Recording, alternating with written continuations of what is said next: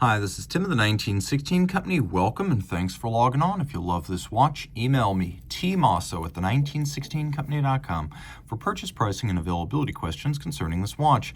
Today, a fascinating piece, a vehicle for Omega's own history, but also an acknowledgement of perhaps the most enduring and in-depth series of Speedmaster scholarship on the internet. This is the Omega Speedmaster Professional Moonwatch Project Alaska / Speedy Tuesday Anniversary Edition. So this came out in 2017 to mark 5 years of the Fratello Watches Speedy Tuesday series. Every Tuesday, a spotlight of a different Speedmaster model.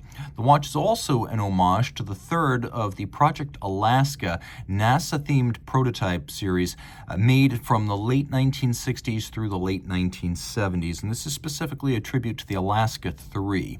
Not a literal recreation, but it is an homage in many ways. The watch is fascinating on many levels, but because you are probably a specialist collector, if you're considering this, I just want you to know that if you're watching this more or less when the video is released, this example comes with the full boxed set and all the accessories, so you're getting the full experience. Fascinating how this watch was retailed. It was only sold over the internet, and allegedly it sold out quite quickly via that online-only sales model. In terms of how many were made, well, it makes sense that Speedy Tuesday started in 2012, so in steel, there are 2,012 pieces of this limited edition.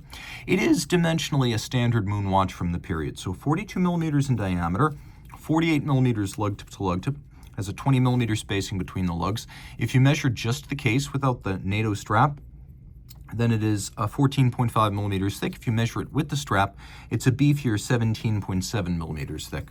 We'll throw it on the wrist. My wrist is 16 centimeters in circumference. We'll get a sense of how it fits. Every NATO ultimately causes a watch to ride higher and wear larger. It's a cool look and it's a comfortable one, but you definitely have to be down for it. I'll also opine that although this design is drawn from history, part of me wonders whether part of that history isn't Beetlejuice. It has a very Beetlejuice factor. Now, the watch is a fascinating thing to look at because conventionally, I would say this is a little bit too big, but the idea on a NATO strap is always that the fit's going to be unconventional. I'd say if your wrist is as small as 15 centimeters circumference, this will be fine. And the watch could be worn on a regular strap on a wrist as small as 14 centimeters circumference. There, that'll give you an idea of how high it sits. Taking a look, the strap's in great condition. It's a little bit more deluxe than a standard NATO, and it doesn't quite work the same way. The gooseneck crimping closure of a NATO strap is not welcome here. To make this more accessible, it is a conventional pin buckle, albeit with satin polish and a vintage Omega logo. And then there are little apertures. So if you've ever wondered whether you're going to have to learn to use a motorcycle helmet closure to wear a NATO strap, on this one, the answer is no. The hardware is upscale too. You can see it's all branded and set and finished, and we've got Omega, we've got Nothing, we've got Speedy Tuesday, so they really did go all out, and the use of the vintage Omega logo is impressive, because if you look at the much earlier 2008 Project Alaska 2 tribute, the logo and the Omega marquee, the name actually spelled out, they're two very different approaches. This one was very true to the Alaska 2 and a little bit the Alaska 1, but mostly the 2, but still it had the modern logo on it, whereas this is an homage to the period that uses the vintage marquee and a logo, so you've got both of those there. The case is all brushed and matted because the original was designed to be an anti-glare watch, so you could see brushed satin, you could see media blast, just a little bit of polish, and again, that vintage Omega logo on the crown, whereas on the Project Alaska 2 tribute, you had the very conventional crown and conventional case. This is a much more bespoke watch. It's not just the dial, it is the whole case and boxed set that was made distinctive of the edition.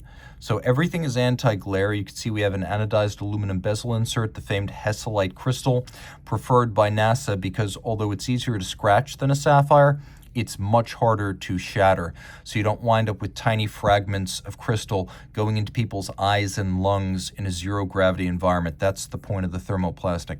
And in practice, I find it really doesn't scratch that much. If it ever does, 99% of scratches on these can be taken out with a pencil eraser. The dial is designed to be evocative of the past, but this is why I say the watch is not strictly a re-edition. There's a lot here that is very distinct from the original, and they're purely for the sake of fun. fun, including the fully luminescent dial, including the logo and the sub-registers. So this is a modern watch with every nod and a wink to history that you would expect in something that's partially an homage, but also elements that make it exciting for modern luxury watch collectors who are all about surprise and delight features. Now, aside from the fact that we do have this matte brushed case and these vintage logos, you'll note that the hands are also satin, so they are not reflective. So the hands are brushed. Take a good look at that. The indices are also a little bit different because they're made of a different material than on a standard Moonwatch. And you have those little concentric patterns inside each of these radially arrayed registers. Now, going into the back, we're going to open up the case back a little bit. It is a solid case back, but you can see that it too is matte finished. Mentions Speedy Tuesday Anniversary Limited Edition. You could see the individual, let me try to get that, right there, the individual edition number out of 2012. You could see it's a tribute to Alaska Project 3, and then these letters around the outside of the case, they actually spell radial. So that's what's going on there because of the radial display of sub-register numerals on the dial. Inside, it's a conventional Moonwatch. Water resistant to 60 meters, uses the caliber 1861 from the period, manual wind, 3 Hz beat rate, 18 joules, 48-hour power reserve. It has a very, very crisp cam action and then a lateral clutch for engagement. It is a movement based on the Lemania 1873, and this caliber 1861 and the predecessor 861 flown on innumerable space missions. As tough as its legend, what's fun about it is that for a reasonable amount of money, you can wear on a daily basis the same movement that was judged by NASA the best possible supply for astronaut watches. So something that is literally aerospace quality that you can use and enjoy every day.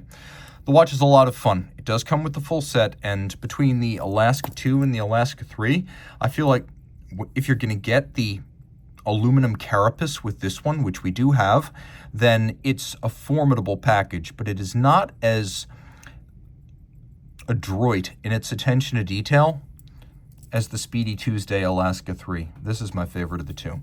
So reach out to Team Mosso at the 1916company.com for purchase and pricing details.